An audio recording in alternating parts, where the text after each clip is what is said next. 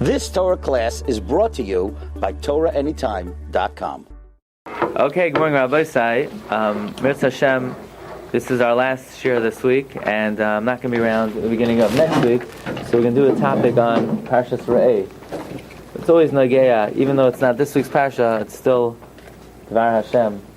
Okay, there's a very interesting Gemara, Masechta Baba Basra, on Daf Yud. Rav Papa have a solik narga. Rav Papa was going down a ladder. Ishtamid kare. His foot slipped. Boi lamefal, he was about to fall. So here we have a story about Rav Papa on a ladder. Rav Papa is coming down the ladder and his foot slips, he's about to fall. Amar, he said, Hashta kena chayev man desanilan. He said, now that this is so, I am obligated, I am chayiv, I am liable, like one who Hashem hates. K'mechalei Shabbos, it's like someone who desecrates the Shabbos. U'ka'oivdei avodas kachem, like someone who serves idols. What's about to happen to me? I'm about to fall off the ladder, which is skila, which is a form of capital punishment. What's happening to me is like somebody who desecrated Shabbos, like someone who worshipped idols. What's going on? I'm not such a criminal. I never violated such a terrible aver. Why am I falling off the ladder? Amar le Chia bar Rav Midifti Rav Papa. Chia, the son of Rav from Difti, said to Rav Papa, no, maybe you were never mechalo Shabbos. Maybe you never were oved avodah zara.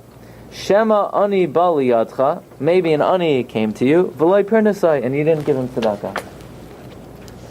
You hear the story? Rav Papa thought that he must have violated Shabbos or worshipped idols, and Chia bar Rav Midifti said, no, maybe one time someone asked you for tzedakah and you didn't give him. Question here is, like, where did Reb Chia dream up that, no, it's not Shabbos, it's not Avodah, maybe an ani came. I mean, there are a lot of Averos that he could have done. Why did he Chalam Zech, why did he dream up particularly that Avera? So, it's said over in the name of the Vilna Gaon. You have over here on your sheet from the Pninim Mishulchan Hagra. This is one of my favorite vertlach because it has to do with the trup. He quotes the Gemara, and the Gemara asks, "Tzarich lahavin minale l'Rab Chia deha'einesh haya mipnei zeh." How did Rab Chia know that's what the punishment was for? So the Goin says an amazing thing. If you look at the pasuk in Parshas Re'eh on Ki fasayach tiftach es yadcha aloi, you should surely open up your hand to him, which is the pasuk of tzedakah v'havet tavi tenu, and lend him the money, deimach soyroi, that which he's missing, asher yachsaloi. Well, on that pasuk, the trup on the words fasayach tiftach is ki fasayach tiftach. What's called what? Darga severe. Darga severe. Darga, of course, we know is a step. Severe means broken step. In other words, this is a remez that the oynesh for not opening your hand to the ani, not supporting the ani, is darga severe. The step will break. And Reb Chia, who knew obviously every trup, even the Gedolim of the last generation, not only knew the whole Tanakh, but also knew the trup. In fact, I'll tell you a story. Rabbi Yaakov Kamenetsky, who was a very big bucky in the trup, supposedly he cracked the code of the trup. In other words, he understood why every word is what trup. He once gave a shiur on the meaning of a certain trup, maybe munach zarka, munach sagal. So they told Rav Moshe, and Rav Moshe thinks, he says, it can't be. Why? Because I have a kasha in Daniel, you have that trup, and it doesn't mean what Rabbi Yaakov. So they went back to Rabbi Yaakov. Rabbi Yaakov says, oi, Daniel, Rav Moshe knows, but he doesn't know the Mincha Shai. The Mincha Shai says that it's a different girsa and it's a different trup. In Daniel. So you see from here that the Gedolim not only knew Daniel, I'm sure Rav Moshe knew the Mincha Shai as well, maybe he had a different understanding, but they were familiar with the trup of every word in Tanakh. So that's what the Goin is saying. If you understand the meaning of the trup, the cantillation, the musical notes on the words, right? So the on kifasayach tiftach es yadcha loy are darga severe. It's a remez that if a person doesn't give sufficient tzedakah, the punishment is the steps break, they slip. Very interesting. Okay. So many years ago I heard a shiur from a very great speaker and Rav. His name was Rabbi Isaac Bernstein. He was a Rav in England. He was originally from Ireland. He was a great Baal Darshan. And based on this going, but which by the way, if you look at number 4, there's a Haggah on the Sefer Oyal Yaakov. Oyal Yaakov is from the Dubna Maggid. So there he also brings down this vart from the going, right? So Mitzvah Shem by your Bar Mitzvah Parsha, right? You remember what every trop is. You have to know every trop is very important. Right? It has a meaning. You don't have to know at the Bar Mitzvah what the meaning of every trop is. You just have to know what the trop is, okay? But the Gemara says in Shabbos like this. Take a look at number 5. It's an amazing Gemara. And let's see if anybody thinks of this question. I'm sure you will. The Gemara says like this. The Gemara talks about the end of the lifetime of David HaMelech. The Amar Rabbi Yehuda HaMarav, Mai Dichsev, what does it mean? Hoidiyeni Hashem Kitzai. Hashem, David HaMelech is making a request of Hashem. He says, Hashem, let me know my end. So David is asking Hashem, let me know when my end will be. Umidas Yamai Mahi, and the measurement of my days, what is it? Eida'a, I would like to know Ma Chadal Ani, what is my mortality? Amar David Lefnei HaKadosh Baruch Hu. David says to Hashem, Ribono Shel Olam, Hoidiyeni Hashem Kitzi, please tell me when my end will be. So Hashem says, we don't do that. We don't give that information to man. Amar Loi Gezerah Him Lefanai She'in Moidian Kitzai Shel Basar V'Dam. I have a decree that I don't let mankind know when their end will be. I can't tell you how long you'll live. Nobody knows that. Umidas Yamai Mahi, David says, tell me my days. Gezerah Him Lefanai She'in Moidian Midas Yamav Shel Adam. I can't tell you how many days left you have. Then David says, Ve'eda'a Ma Chadal Ani. At least let me know what day of the week I'm going to die. Amar Loi, Hashem said, B'Shabbos. You'll die on Shabbos. So David says, give me one more day. Almost Be'echa B'Shabbos. I'd rather die on Sunday. Sunday's a better day to go. Amar Loi, Hashem said, Kfar Higia Malchus Shlomo Bincha. Can't do that. When Sunday comes, it will already be time for Shlomo HaMelech to reign. Bein Malchus Nagas B'Chaverta Afilu Kumloi Nima. One kingdom, one domain does not infringe on the other, even a hair's breadth. It's time for Shlomo to be the king. He has to start being king. Shabbos, you can't die Sunday. You got to die Shabbos. So David says, so let me go Erev Shabbos. David was afraid maybe his death would cause Chilul Shabbos. Let me die Friday. Us Erev Shabbos. Hashem said to die Friday? Then you're going to lose out a day of... Now, if we were thinking of David HaMelech, we would probably think, you're going to lose out a day of saying Tehillim. You're going to lose out a day of singing Shira. No! Ki toiv yoim b'chatzeirecha mei olef. Toiv li yoimecha she'ata yoshev v'oisek b'Torah. One day of your learning is greater to me, mei elef oiloi she'asad shloima bincha l'hakal l'fanei hagam mizbech, than the 1,000 karbanos Shlomo is destined to sacrifice to me. You can't give up a day of learning. Can't give up a day of learning. So basically, David HaMelech had this information. He knew he was going to die on Shabbos. So he has a great trick. Trick is, if you learn, the Malach HaMavis doesn't have any control over you, right? Barasi Yetzahara, Barasi Torah Tavlin. The Ramchal writes, Torah is like the Sam HaMavis for the Sitra Achra. So David HaMelech, what did he do? Kol Yoima de Shabbos, every Shabbos, have a Yasiv Vigaris Kule Yoima. He would sit and learn the whole day. Now, what does that mean? Does that mean he fasted on Shabbos? Does that mean he didn't daven? I'm sure he davened. I'm sure he ate the Suda, you would think. I guess he sat and learned in all his free time. I guess if you learn every moment that you're able to, so that's considered like you learned the whole time. Well, the day he was about to die, the angel of death gets up. He's trying, he's sticking his sword in him. He's trying to pierce him. He's impenetrable. David HaMelech is learning. Why? They'll have a pasuk Pumei Megir, so he didn't stop learning. Amar, the Malach HaMavis says, Ma'i Yavedle, what should I do to him? Havele Bustana. There was an orchard, Acharei Beisei, behind David's house. Also Malach HaMavis, the angel of death came. Salik Ubachish Be'ilana. He went down and he started rattling the trees.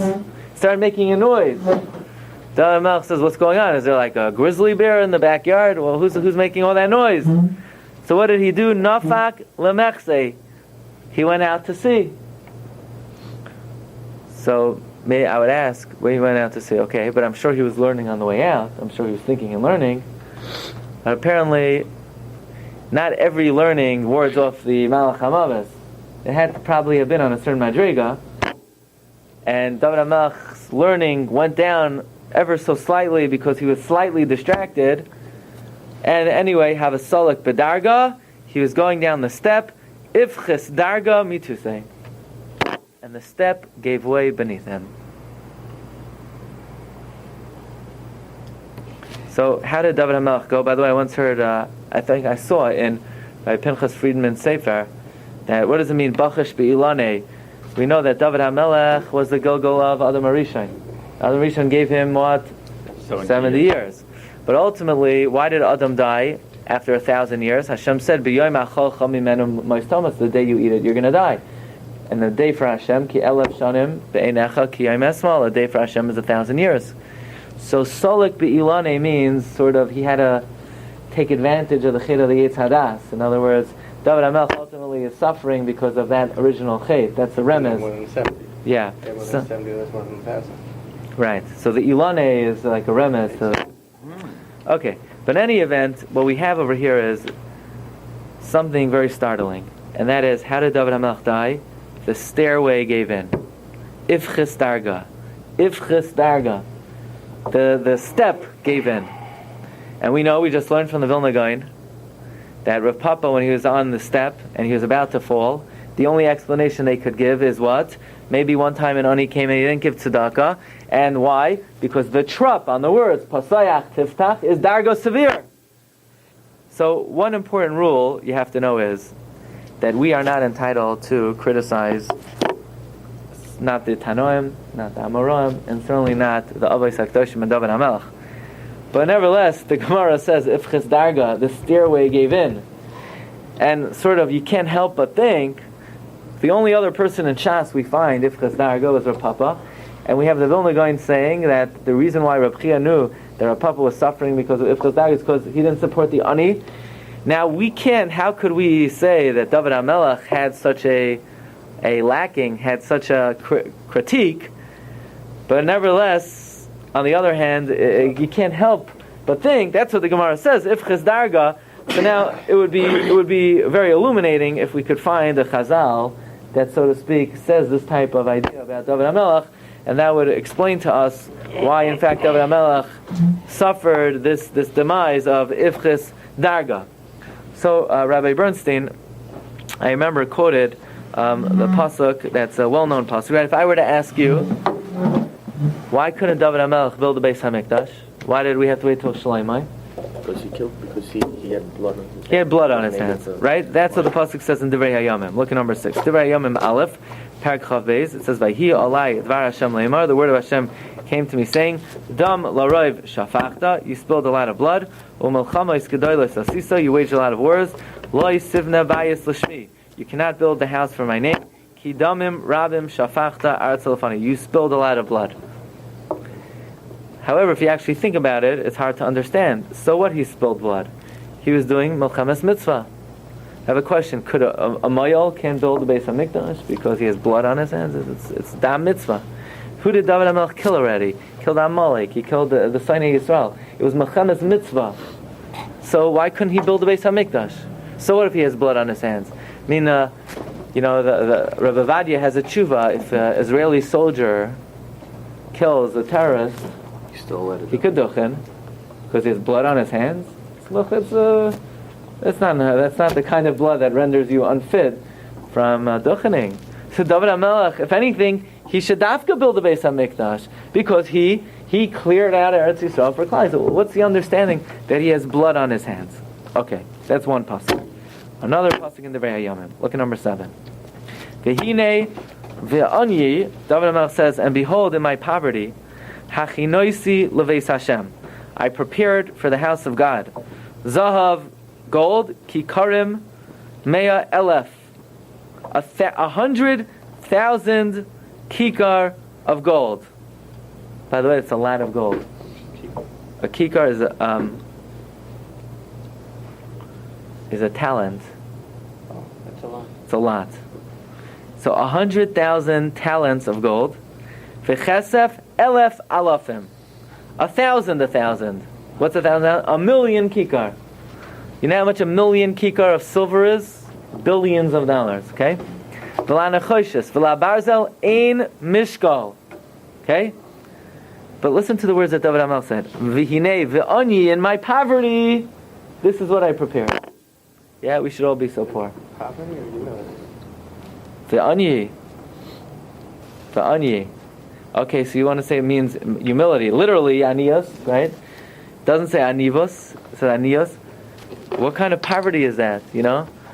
No, there is no one in the world as wealthy. And David HaMelech says, V'hinei v'ani.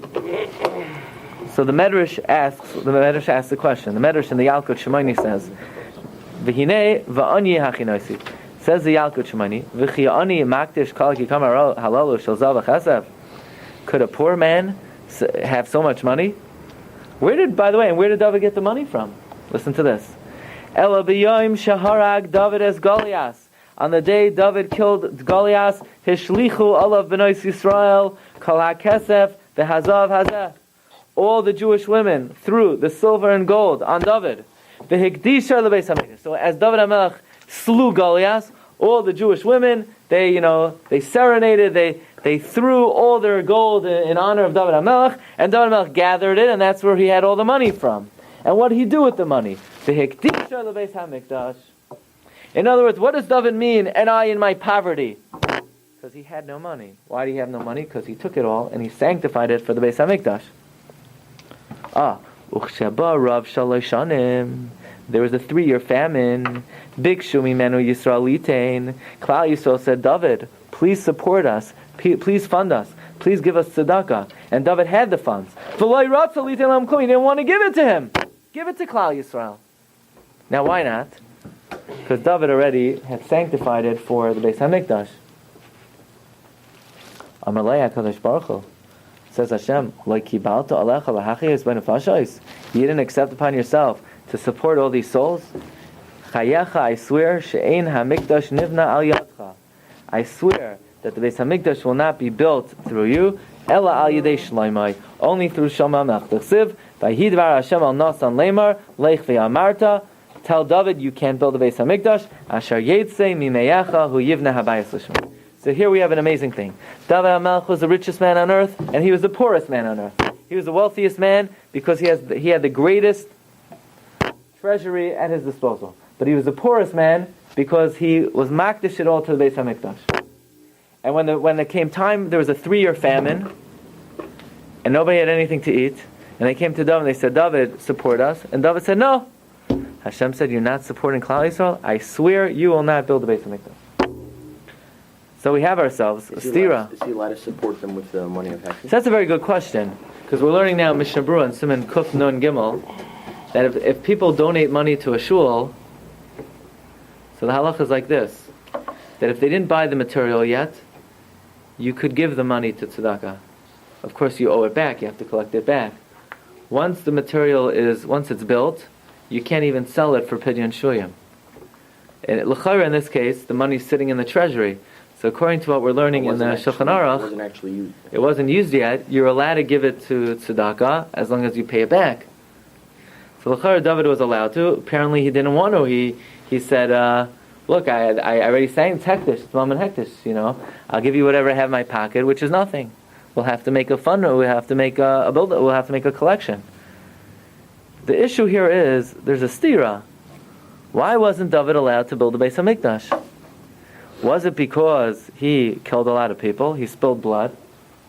Or was it because he didn't want to support the people and feed the people? Or maybe it was both? But here on one hand, in Devrei Hayamim Aleph, Perek Chav Beis Pasuk Ches, Hashem says, Dam laroiv shafachta. You spilled a lot of blood. So that alone you could say, yeah, the blood of the Jews who didn't want to support. But then he says, U'melchames gedolos sasisa. You waged a lot of wars. And yet the Yalkut Shimoni says, no, David HaMelech could not build the Beis HaMikdash because he did not want to support Klal Yisrael during 3 years of famine.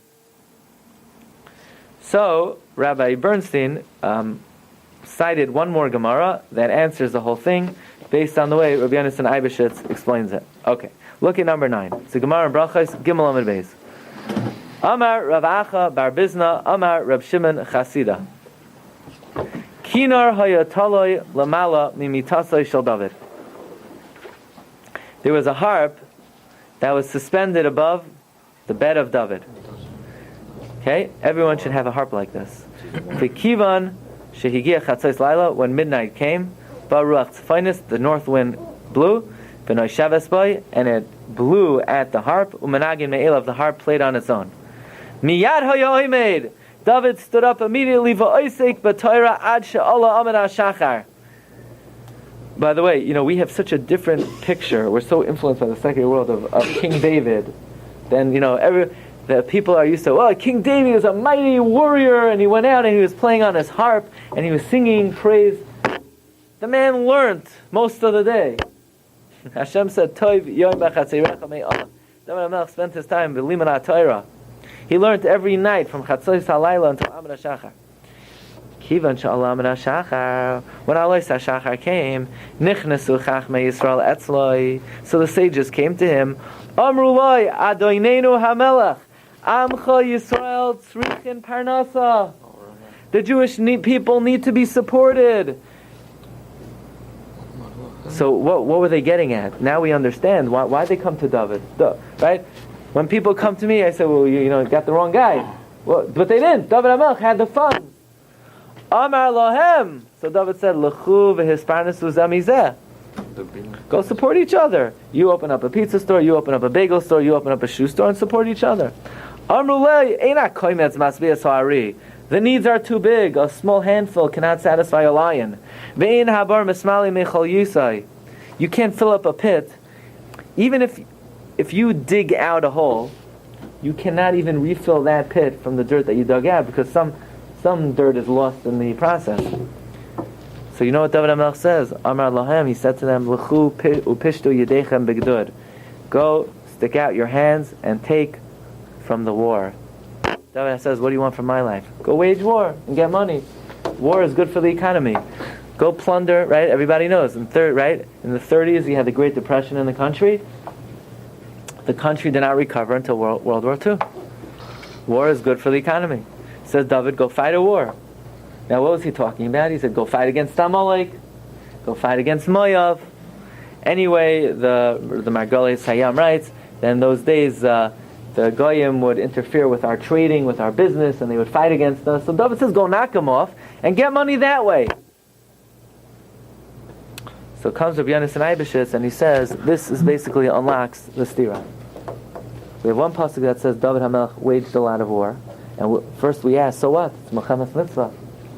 We have another pasuk that David HaMelech, we have a medrash that says that David couldn't build the Beis HaMikdash because he didn't want to donate money he didn't want to give up from his treasury all the money, all the gold and silver that the Jewish women threw to him when he defeated Goliath. David HaMelech didn't want to support Klal Yisrael. So what was it? Was it that he waged war, or was it that he didn't want to support Klal Yisrael? Says Rabbi Yonasan Eibeshutz, it was the same thing. David HaMelech had a lot of money in his arsenal. He had a lot of money in his treasure house. When Klal Yisrael came to David and they said, David, support us, David should have used that money for supporting Klal Yisrael. Instead, he said, go wage war. What kind of war? Milchemes Reshus. So in other words, why couldn't David build the Beis HaMikdash? Not because of the Milchemes Mitzvah. That wouldn't render him unfit. The reason why David could not build the Beis HaMikdash is because since he did not want to give up from his personal storehouse, and the alternative, David says, was, instead of me giving you money, go fight a war, and those wars were not Milchemes Mitzvah, those wars were Milchemes Reshus. That is why David HaMelech was punished, that Hashem said, listen to this, I don't want your money for my Beis HaMikdash. That's all. It's not that your hands are full of blood. It's your hands are full of blood because you had money in your Eitzar, and Gedoyla Tzedakah Yoiser Mibinyan Beis HaMikdash. Tzedakah is greater than the Beis HaMikdash. When I see, David, the money that you're using to build the Beis HaMikdash, that money is not pleasing to me. That money should have been used for a greater cause. That money should have been used for tzedakah. Tzedakah is greater than building the Beis HaMikdash. And therefore Hashem said, I don't want your money. I would have preferred if you gave that money to the Aniyim, and you would have then made a separate collection for the Beis HaMikdash. That money was used. What? The money was used. It was used just by some of them. So now the question is, what happened to that money? Did Shlomo use that money? So I don't remember if I heard this or I found it myself. Lamaisa, they didn't use that money. Look in number 11 in Sefer Melachim. Look at this pasuk. It says, "Vatishlam kol hamalacha." They finished the whole work. Asher asa hamelech Shlomo beis Hashem. Vayave Shlomo brought es kodshei David aviv, the kodshim of David his father, es hakesef, the es hazahav, the es hakelim, the silver, the gold, the kelim. Yonasan ba'oitzros beis Hashem. He put it in the storehouse. Says the Radak, what is this money? Yeshoimrim kach amar Shlomo. This is what Shlomo said. Rav haya b'mei ava shalosh shanim. There was a famine in the time of my father 3 years. Shana acharei shana, year after year. V'haya loy levaz beis ha'hekdeshos ha'ela lachis ha'mani Yisrael. He should have used the money to support the Jews. Let's leave it in the treasure house, and it will be available when we need it to support the Aniyim.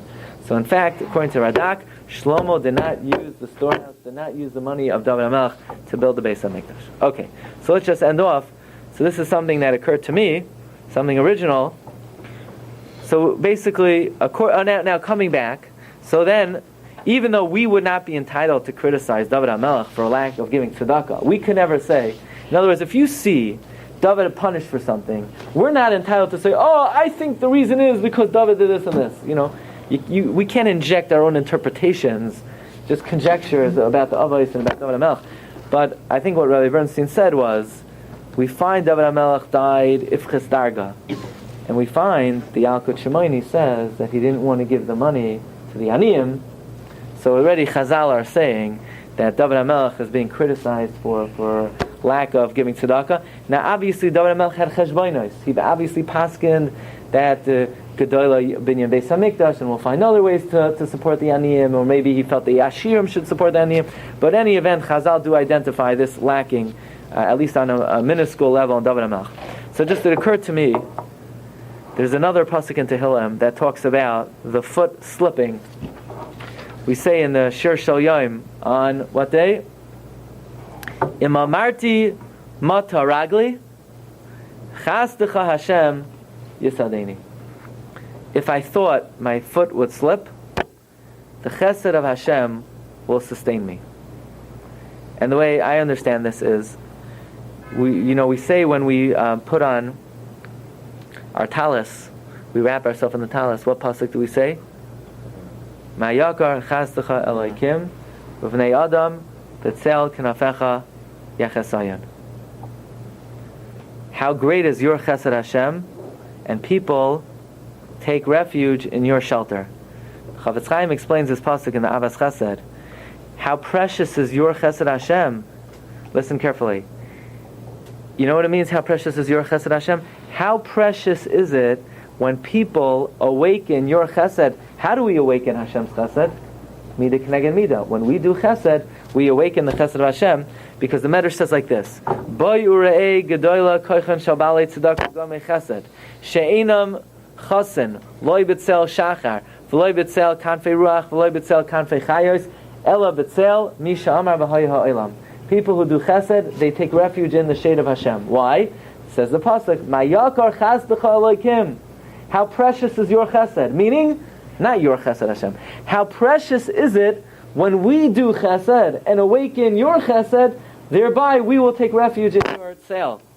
So I think what David HaMelech is saying is, Imamarti mata ragli, if I thought my foot would slip. When does a person's foot slip? When they're lacking in tzedakah. Like we see what happened to Rav Papa, we see what happened to David HaMelech. If I thought my foot would slip, Chasdecha Hashem Yisad. Hashem, it's only your chesed that sustains me. And how do we get Hashem's chesed to sustain us? Through our own chesed. When a person is careful in the midah of chesed u'tzedakah.